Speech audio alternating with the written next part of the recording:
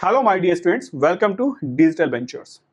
अक्सर क्वेश्चन पूछा जाता है, पार्टिसिपल्स तो हमें आते हैं, लेकिन कभी कभी वो जो वर्ब होती है ना, वॉकिंग अलोंग द बीच, ये वर्ब सब्जेक्ट के साथ मैच नहीं करती है। ऐसे केसेस में एक टर्म का यूज किया जाता है, डैंगलिंग पार्टिसिपल। क्या आप जानते हैं डैंगलिंग पार्टिसिपल क्या होता है, इसको कैसे आइडेंटिफाई किया जाता है और इससे रिलेटेड क्वेश्चंस को कैसे सॉल्व किया जाता है, कैसे करेक्ट किया जाता है? यदि आप जानना चाहते हैं तो शुरू करते हैं। टॉपिक होगा वर्ब एंड कॉन्सेप्ट होगा डैंगलिंग पार्टिसिपल्स। शुरू करते हैं। तैयार हो जाइए डैंगलिंग पार्टिसिपल पढ़ने के लिए। सबसे पहले बात आती है डैंगलिंग पार्टिसिपल होता क्या है। ठीक है, डैंगलिंग पार्टिसिपल होता क्या है, तो एक सेंटेंस है लिखा है, एक मैं और लिख देता हूं, फिर शुरू करते हैं। हमने कहा walking walking along the beach, a dead body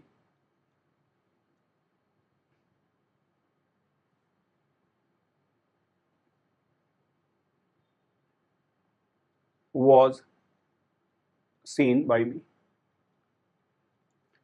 okay, अब इन सेंटेंसेस को करेक्ट करने के लिए मैं थोड़ा सा समझना होता है प्रेजेंट पार्टिसिपल का यूज क्यों करते हैं। ठीक है, देखो, प्रेजेंट पार्टिसिपल का यूज करते हैं जब दो सेंटेंसेस को कनेक्ट करके एक सिंपल सेंटेंस बनाया जाए with the help of present participle. ठीक है, जैसे आपने कहा आई was reading a book and I was taking my lunch. ठीक है, तो प्रेजेंट पार्टिसिपल में जब आपको कभी भी दो सिंपल सेंटेंस को जोड़ के एक सिंपल सेंटेंस बनाना होता है, तो एक बात कॉमन होती है कि दोनों सेंटेंस का जो सब्जेक्ट होगा, दोनों एक्शन का जो सब्जेक्ट होगा वो हमेशा सेम होगा। ऑलवेज रिमेंबर, ठीक है, ये याद रखना कि दोनों ही एक्शन को करने वाला जो आंसर होगा, सब्जेक्ट होगा, वो हमेशा सेम होगा। तो I was reading a book और I was taking my lunch. ठीक है, तो मैं इस सेंटेंस को चाहूं तो ऐसे भी देख सकता हूं कि reading a book, I was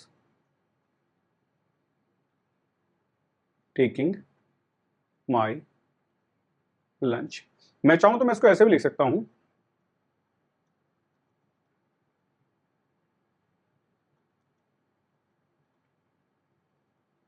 taking lunch, I was reading a book. ठीक है, मेरा समझाने का बस एक ही यहाँ पर्पज है, वो ये है कि आपको ये समझना है कि जो प्रेजेंट पार्टिसिपल लिखा गया ये वाला, ठीक है, इन सब का आपको डूअर पता होना चाहिए, डूअर कौन है। ठीक है, और इसका जो डूअर होगा वो सब्जेक्ट का जो सेंटेंस होगा उसका जो मेन वर्ब होगा, उस मेन वर्ब का जो डूअर होगा वही होगा। ठीक, तो जैसे मैंने देखा क्या करा, मैंने आई को उठा के यहाँ रखा, तो आई रीडिंग बिल्कुल सही है। मैंने आई को उठा के रखा, आई टेकिंग बिल्कुल सही है। अब यही फॉर्मूला मैं यहाँ लगाता हूँ, walking along the beach, a dead body was seen by me. ठीक है, लिखा गया सेंटेंस पैसिव वॉइस में, कोई बात नहीं। ये अगर वर्ब है तो इसका जो डूअर होगा, सब्जेक्ट होगा, ये माना जाएगा और ये हमेशा ऑब्जेक्ट माना जाएगा। तो सब्जेक्ट को उठा के मैंने जब शुरू में लिखा तो ऐसा लिखा दिखाई दे रहा है, अ dead body walking along the बीच, एक डेड बॉडी बीच पे घूम रही थी और एक डेड बॉडी मुझे दिख गई, तो डेड बॉडी नहीं घूम सकती। ठीक है, इसका मतलब ये सेंटेंस इनकरेक्ट है, इसी को हम कहते हैं डैंगलिंग पार्टिसिपल। यही फॉर्मूला आप यहां लगा के देखो, driving along a picturesque village, some beautiful peacocks were seen. अगर मैं सब्जेक्ट को उठा लूं और सम ब्यूटीफुल पीकॉक्स को, इसको उठा के यहां रख दो, ठीक है, तो क्या बना, some beautiful peacocks driving along a picturesque village, some beautiful peacocks were seen. कुछ बड़े सुंदर सुंदर पीकॉक्स ड्राइव कर रहे थे विलेज के जो पास में, तो ये कैसे ड्राइव कर सकते हैं? तो बच्चों इसे कहते हैं डैंगलिंग पार्टिसिपल। क्या आपको बात समझ है?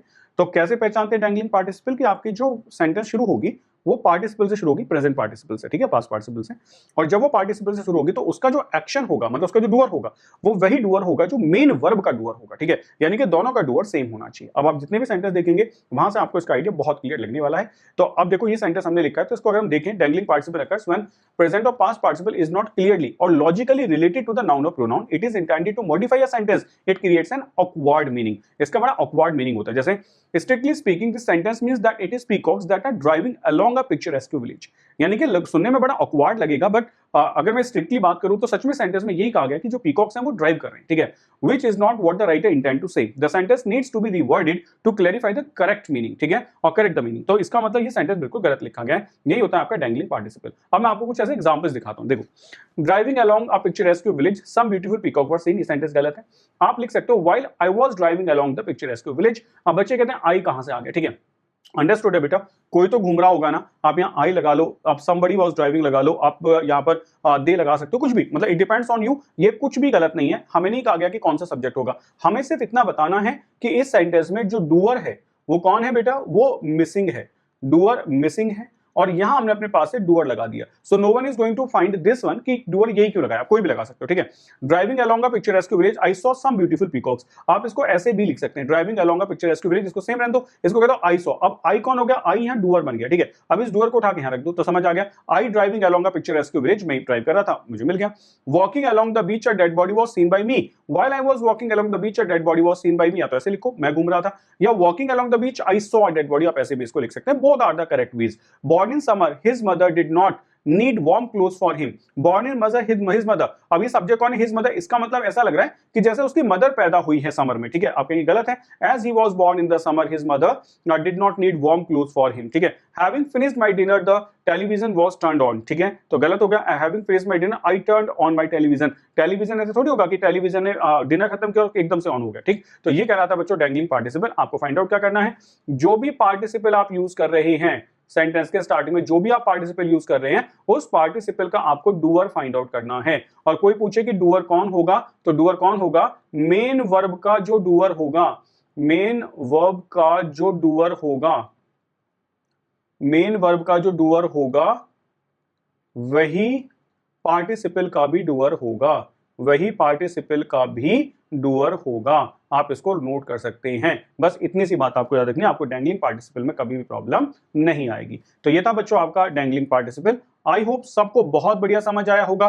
खुद से मर्जी से जो मना है क्वेश्चन लिख के देखो and try to find out कि मैच करके देख लें सब्जेक्ट पर मिल रहा है या नहीं मिल रहा है। अगर मिल रहा है तो सेंटेंस सही होगा, नहीं मिल रहा है तो डैंगलिंग पार्टिसिपल होगा। तो चलिए ऐसे एक छोटे से और बेहतरीन से कॉन्सेप्ट के साथ आपसे मुलाकात होगी नेक्स्ट क्लास में। Till then take care, bye bye, जय हिंद।